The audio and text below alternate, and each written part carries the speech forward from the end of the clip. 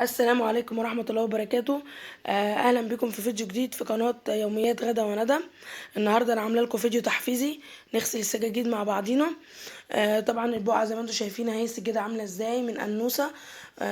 وقع أكل هنا ودي السجادة طبعا الوردة البيج دي أو الفاتحة المفروض بتبقى أبيض من كده. طبعا اديكم شايفين المنظر وريتهولكوا على الطبيعة، وهنبتدي مع بعضينا. نتوكل على الله كده ونبتدي. يلا بينا يا حبايبي. السجاده بتاعتنا عملناها بالمكنسه الاول. تمام. الحاجات اللي هنحطها في الميه اهي حسب يا كده. هنحط البودر ده الكرولوكس. احنا طبعا انا جايبه لكم الكيس الكبير وريته، بس ده كان عندي ب2 جنيه. تمام. او وقع في الارض شويه معلش. اهي هنحط حاسب كده يا نوسه. هنحط البودر كده ده، وهنحط كربوناته. تمام. زي كأننا هنعمل بردك الايه، البوتاجاز. وهنحط بردك ملح ليمون. تمام.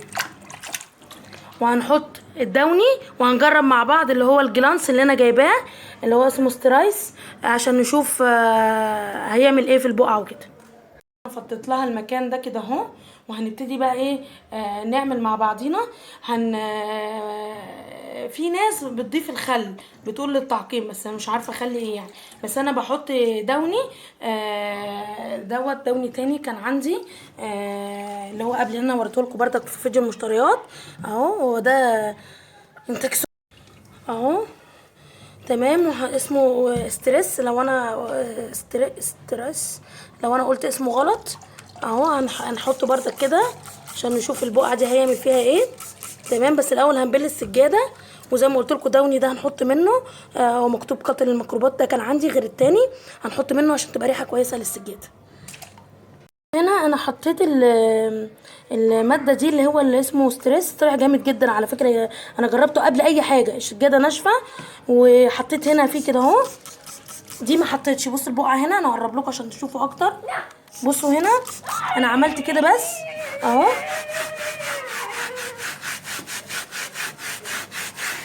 بصوا الفرق، فرق من دي. بصوا من دي بجد ده جامد جدا بالنسبه للمفروشات.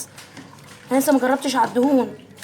فبصوا المنظر عامل ازاي، بيضه ازاي جدا اكنها جديده. بصوا هنا، بصوا المنظر، الفرق.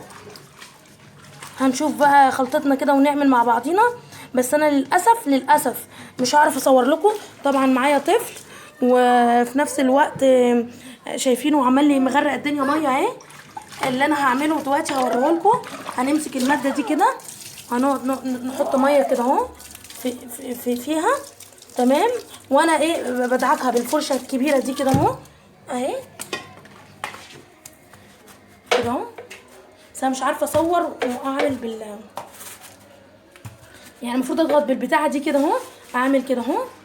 تمام ماشي. بس عشان هي ماسكه ماسكه في الارض. وبرضك البقعه دي هنجرب نشيلها. انا جبتها. بص النوسه ده اللي عامل في الانتريه كده، عامل في الانتريه الوان. طبعا التجريح ده بسبب الانتريه. فهنشوف برضك هيعمل فيه ايه. فعلا مش شايفين اللون يا جماعه؟ شايفين اللون بينزل ازاي؟ بصوا نعمله بقى بالبتاع دي. بصوا اللون عامل ازاي بينزل. البتاع ده سحر على فكره. بصوا كده بالراحه، نعمل كده بالراحه. انا كنت زعلانه قوي عشان انا عملت الحيطه التانية اللي انا عمل بيها بالالوان باظت. طبعا هو التجريح ده بسبب الانتريه. يعني هي الحيطه لونها هيجي اهي. بس انا الاضاءه بقى مش عارفه اظبط لكم الدنيا. بس البتاع ده سحر، سحر بجد. انا حطيته كده عشان ينزل. بصوا بس على فكره ما نعملش بحاجه خشنه، لان الفرشه بص طلعت البياض. هنعمله بايدينا كده عادي، بايدينا اهو. بس طبعا نشطف ايدينا بسرعه لان هو قال لي بيحرق اهو. طيب الحمد لله البتاع ده طلع جامد جدا. بص اللون راح ازاي. بس انا اسفه بقى على منظر الحيطه اللي هي منقره. طبعا انا بقى بعمل كده السجاده، نرجع للسجاد تاني كده اهو، نمسك كده ندعك كده. طبعا الاريال بقى انا بس ايه ثانيه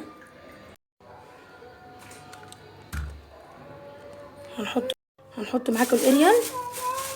تمام، بحطه بالطريقه دي كده اهو، ونجيب ميه كده. تمام، بس ايه يعني بالنسبه للناس اللي بيعملوا بخرطوم طبعا بيهدروا ميه والكلام دوت كلام الانشا ده، بس انا لو عندي خرطوم هعمل بالخرطوم. هو ده كده بيوفر والله في الميه بردك، ان انا بعمل ميه على القد. تمام، بصوا بقى ونعمل كده ما شاء الله تبيض على طول اهي. انا مش عارفه اثبت ايديا. هنخلص السجاده وبعد ما نغسلها هنصورها لكم. ماشي يا حبايبي، بالطريقه دي هنروح بقى نخلص ال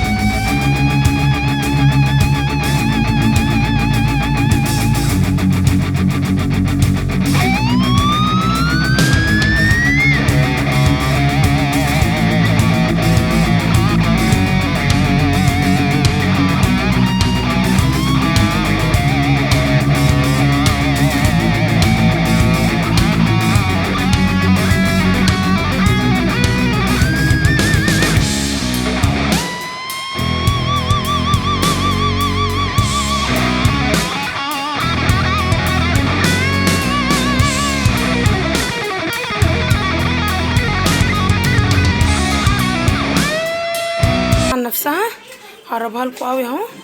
شايفين ما شاء الله البتاع اللي انا جايباه دوت، اللي هو اول مره اجيبه، اسمه ستريس جامد جدا. والافضل ليه انك تحطيه ناشف من غير ميه، يعني احطه على البقعه وبعد كده ادعكها. بصوا المنظر، بصوا الاحمر عامل ازاي، اتعورت. لازم. المهم اهو بصوا منظرها عامل ازاي.